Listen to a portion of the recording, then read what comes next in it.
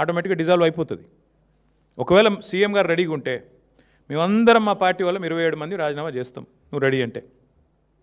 నువ్వు రాజీనామా చెప్పి మీ వాళ్ళతోని మా పార్టీలోకి వెళ్ళి తీసుకుపోయిన దొంగలం కూడా రాజీనామా చెప్పి 9 మంది ఉన్నారు కానీ నీతోని చెప్పి లెటస్ గో చూసుకుందాం. పోనీ అది కూడా అంత ధైర్యం ఎట్లాగో రేవంత్ రెడ్డికి లేదు నాకు తెలుసు. నేనేడన్నా అది తప్పించుకుంటాడు. పోనీ మా దాంట్లోకి వెళ్ళి తీసుకుపోయిన దొంగలన్నా రాజీనామా చెప్పి 9 మంది అదైనా చూద్దాంపా. ఇంత ప్రజానాయకుడివి కదా నువ్వు, చెయ్యి, వెల్కమ్. చెప్పేటోళ్ళు చెప్తారు, దానికి ఏముంది బ్రదర్. ఎవరో ఫ్యూచర్ లేని నాయకుడు ఆయన ఏదో మాట్లాడతాడు, రేవంత్ రెడ్డి లాంటి ఫ్యూచర్ లేని నాయకుడు. ఫ్యూచర్ సిటీ ఏం సిటీ ఆయనకు అర్థం కాదు, ఫార్మా సిటీ అది. Land acquisition was conditional. Land acquisition యాక్ట్లోనే it was a conditional land acquisition. Clear కట్గా ఏం చెప్పాము, ఇది ఫార్మా సిటీ కోసం సేకరిస్తున్న భూమి అని సేకరించాము. సేకరించిన తర్వాత 14,000 ఎకరాలకు గాను కేంద్ర ప్రభుత్వ పర్యావరణ శాఖ దగ్గర ఎన్వైరన్మెంటల్ క్లియరెన్స్ తెచ్చాము. ఏం చెప్పి తెచ్చాము, అక్కడ న్యాచురల్ గ్యాసే వాడతాము, అక్కడ మీకు కార్బన్ ఎమిషన్స్ కానీ ఇంకోటి కానీ లేకుండా చూసుకుంటాము, పొల్యూషన్ కన్సర్న్స్ ఉండవు, ఇవన్నీ చెప్పి ఎన్వైరన్మెంటల్ క్లియరెన్స్ తెచ్చాము మా ప్రభుత్వంలో. ఇప్పుడు దీన్ని వచ్చి ఈయన రియల్ ఎస్టేట్ వ్యాపారం చేస్తున్నాడు. హరీష్ రావు గారు కరెక్ట్గా చెప్పారు. అది ఫార్మాసిటీ కోసం సేకరించిన భూమి, వేరే వాటికి వినియోగించడానికి వీల్లేదు. మీరు వెధవ పనులు చేసి ఇంకేదో చేస్తా అనుకుంటే కుదరదు అని చెప్పారు. తప్పే ఉంది అందులో, కరెక్ట్గా చెప్పారు.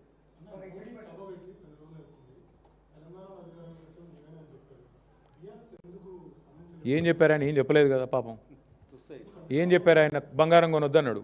మేము బంగారం కొనే బ్యాచ్ కాదు, మాకు ఏం చెప్తాం ఆయనకు. సరే ఆయన ఏం చెప్పాడు, ఏదో పెట్రోల్ డీజిల్ తక్కువ వాడమన్నాడు. ఇక ఆయననేమో విదేశాలు తిరుగుతాడు, మనం తక్కువ వాడమన్నాడు, ప్రైవేట్ జెట్ వేసుకొని ఆయన తిరుగుతాడు. ఇక ఇంకేదేదో చెప్పిండు, ఒక 3-4 ముచ్చట్లు. ఏమంటారు, కలిసే ఉన్నారు, కలిసి వచ్చాడు ఏంది బ్రదర్, వాళ్ళిద్దరు ఎప్పటి నుంచో కలిసి ఉన్నారు. ఇప్పుడు నేను అడుగుతున్నా బ్రదర్, వాళ్ళు కలిసి లేని, కొత్తగా కలిసేది ఏముంది రేవంత్ రెడ్డి బీజేపీతోని కలిసే ఉన్నారు కదా. ఆర్ఆర్ ట్యాక్స్ అని ప్రధానమంత్రి గారు ఏప్రిల్ 2024లో ఇక్కడ బహిరంగ సభ పెట్టి చెప్పారు. ఆర్ఆర్ ట్యాక్స్ వసూలు అవుతుంది అన్నారు. 2 ఏళ్ళు అయిపోయింది. ఇప్పుడు ఆ మనిషిని మళ్ళీ నాతో రా అంటున్నాడు. దాని అర్థమైంది అంటే 2 ఏళ్ళు నువ్వు వసూలు చేస్తున్నాయని నాకు తెలుసు, నువ్వు చేసే దొంగ పనులన్నీ నాకు తెలుసు, కానీ నాతో కలిసి వస్తే అన్నీ మాఫ్ అవుతాయి. వాషింగ్ మెషిన్, వాషింగ్ పౌడరా ఇది అంటారు చూడు, వాషింగ్ పౌడర్ నిర్మాణం ఏదో వాషింగ్ మెషిన్, అట్లా నేను చూసుకుంటా బిడ్డ, నువ్వు రా అని అడిగాడు. కొత్తగా వచ్చేదేముంది, చూడరాదు, ఎన్ని ఎగ్జాంపుల్స్ ఉన్నాయి, 100 ఉన్నాయి. హైదరాబాద్ సెంట్రల్ యూనివర్సిటీలో 10,000 కోట్ల కుంభకోణం జరిగిందని నేను చెప్పడం కాదు, సుప్రీంకోర్టు అపాయింట్ చేసిన సెంట్రల్ ఎంపవర్డ్ కమిటీ చెప్పింది. ఎవరికి, నాకు చెప్పలా, కేంద్ర ప్రభుత్వానికి నివేదించింది. మీరు యాక్షన్ తీసుకోండి అని చెప్పింది. ఎందుకు తీసుకోవట్లేదు మోడీ గారు, ఎందుకు ఇంత దయ రేవంత్ రెడ్డి గారి మీద? కలిసి లేకపోతే ఇదంతా ఎందుకు జరుగుతుంది? పొంగులేటి శ్రీనివాసరెడ్డి గారి ఇంటి మీద ఈడీ రైడ్ అవుతుంది. 2 మెషిన్లు పోతాయి, నోట్లు కౌంట్ చేసే మెషిన్లు 2 పోతాయి. ఇప్పుడు అయిపోయి కూడా 18 నెలలు అయిపోయింది రైడ్ అయ్యి. ఈడీ నోరు విప్పదు, మంత్రి గారు నోరు విప్పరు, పలుకే బంగారం అయింది. దీని అర్థమైంది, దీని భావం ఏంది? ఇద్దరు కలిసి లేకపోతే అమిత్ షా గారు వచ్చి తెలంగాణ ఏటీఎంగా మారిపోయింది ఏఐసీసీకి అంటాడు, కానీ ఏం యాక్షన్ ఉండదు. దొంగలు పట్టుకోవాల్సిన హోంమంత్రి, అలాగే ఇక్కడ చూస్తున్నారు కదా మీరు, ముఖ్యమంత్రి గారి బావమరిదికేమో కేంద్ర ప్రభుత్వ స్కీమ్లో కాంట్రాక్టులు వస్తాయి, కేంద్రంలో ఉండే బీజేపీ ఎంపీలకు రాష్ట్రంలో కాంట్రాక్టులు వస్తాయి. ఇది ఎన్నడూ చూడలేదు తెలంగాణలో, ఫస్ట్ టైం చూస్తున్నాం. దీని అర్థం ఏంది, ఎంత సుదృఢమైన బంధం ఇద్దరిది. కొత్తగా కలిసేదేముంది, ఇద్దరు కలిసే ఉన్నారు, తోడు దొంగలు పక్క, అందులో అనుమానం కూడా అక్కర్లేదు మీకు. ఇప్పుడు అంతెందుకండి, ఇప్పుడు బండి సంజయ్ గారి కొడుకు ఎపిసోడు, దీన్ని బట్టి ఏమర్థమైంది రాష్ట్ర ప్రజలకి, ఇద్దరు తోడు దొంగలు, 2 పార్టీలు కలిసికట్టుగానే నడుపుతున్నాయి, కలిసికట్టుగానే వ్యవస్థల్ని శాసిస్తున్నారు. ఇది వాస్తవం.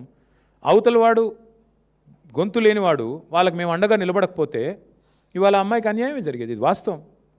ఇటు మీడియా మాట్లాడదు, అటు కేంద్ర ప్రభుత్వం మాట్లాడదు, రాష్ట్ర ప్రభుత్వం మాట్లాడదు. నేరస్తులను షీల్డ్ చేశారు, 9 రోజులు దాచిపెట్టారు. నేను అది పొద్దున వచ్చేటప్పుడు వీడియో చూసిన. ఆ 9 రోజులు ఆ పిల్లగాడు ఎక్కడ దాక్కున్నాడట అంటే, ముఖ్యమంత్రి గారి బంధువులు ఎవరిదో హాస్పిటల్ ఉందట, మెడికవరో ఏదో, అందులో దాచిపెట్టి 28వ అంతస్తులు అని చెప్తున్నారు. ముఖ్యమంత్రి గారు సమీప బంధువులు, దగ్గర బంధువులు హాస్పిటల్లో దాచిపెట్టారంట. ఇది పరిస్థితి. నేను ఏదో వీడియో చూశాను, వాస్తవం ఏందో మీరు చెప్పాలి. మీడియా పరిశోధనాత్మక జర్నలిజం చేసేది మీరు కాబట్టి మీరు చెప్పాలి, మాకేం తెలుసు. భయ్యా, మా మీద ఎన్ని కేసులు పెట్టారు ఇప్పటికీ, అన్నీ ఎదుర్కొంటాం, మాకేం భయం. నేను ఒకటి చెప్తా ఉన్నా బ్రదర్, నేను పారిపోయేటోని కాదు, తండ్రి పేరు దాచుకునేటోని కాదు, కొడుకు పేరుకు నాకు సంబంధం లేదని చెప్పుకునేటోని అంతకంటే కాదు. దయచేసి కొడుకు పేరు నా పేరు జత చేసి రాయకండి అని గ్యాగ్ ఆర్డర్లు తెచ్చుకునే బాపత కాదు. మా నాన్న పేరు కేసీఆర్, నా కొడుకు పేరు హిమాంశు, నా పేరు కేటీఆర్. నాకు ఆ ధైర్యం ఉంది. ఏ కేసు పెట్టు ఏమన్నా పెట్టుకుని ఎదుర్కొంటా. అన్నీ ఉన్నాయి కాబట్టే, మేము అంత నిజాయితీగా ఉన్నాం కాబట్టే దేనికి భయపడమని చెప్తున్నాం. అవు కరెక్టే.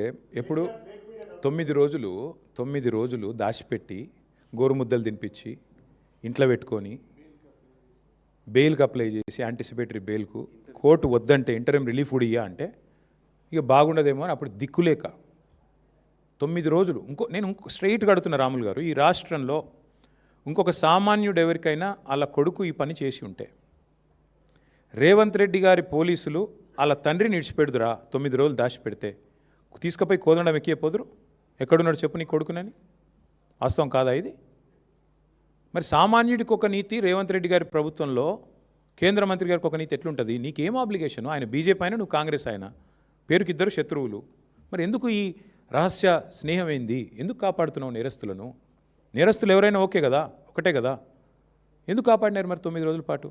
చివరికి దిక్కులేక కోర్టులో రిలీఫ్ లేకపోతే, కోర్టు ద్వారా మీరేదో ప్రయత్నం చేసి చివరికి కోర్టులో రిలీఫ్ రాకపోతే ప్రజల ఒత్తిడి పెరిగి ప్రజా సంఘాలు పేట్ బషీరాబాద్ పోలీస్ స్టేషన్ ముంగట ధర్నాలు చేసే పరిస్థితి వస్తే, మా మహిళా సోదరిమణులు మొత్తం పోయి అంబేద్కర్ కాడ పోయి ధర్నా చేస్తే దిగి రాక తప్పని ఒక అనివార్య పరిస్థితి 2 పార్టీల బొండిగా పట్టుకుంటే అప్పుడు బీజేపీ కాంగ్రెస్ దిగి రాక తప్పని అనివార్య పరిస్థితుల్లో సరెండర్ అయిందా అరెస్ట్ అయిందా నాకు తెలియదు, వాళ్ళిద్దరు తెలుసుకోవాలి. అది మాకు బండి సంజయ్ గారితో మాకేం వ్యక్తిగత పంచాయతీ లేదండి.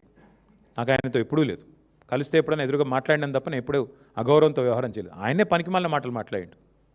ఆయననే మా తల్లిదండ్రులను ఉద్దేశించి అగౌరవంగా మాట్లాడిండు. నేను అయినా కూడా మాట తూలలేదు, ఈరోజు కూడా తూలట్లేదు. నేరస్తుడు ఎవరైనా నేరస్తుడు అనేది మా సిద్ధాంతం, అంతకంటే లేదు.